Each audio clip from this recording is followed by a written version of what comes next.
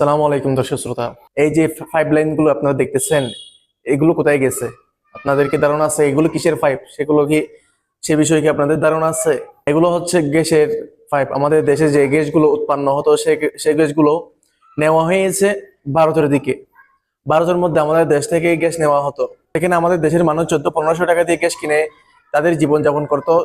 সে সময় এই স্বৈরাচার শেখ হাসিনা ভারতকে 400 টাকা করে ভারতকে তারা গ্যাস দিত। কিভাবে এই দেশের মধ্যে ভারতের আধিপত্য চলে আসছিল আপনারা একটু কল্পনা করতে পারছেন?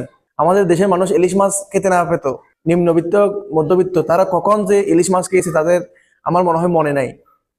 মনে না থাকার কথা। যদি 18 থেকে 2000-2500 টাকা করে যদি ইলিশ মাছের কেজি হয়, তাহলে আমাদের দেশের মানুষ খাবে কি করে? সেখানে 800 টাকা করে তারা ভারতকে ইলিশ খাওয়াতো।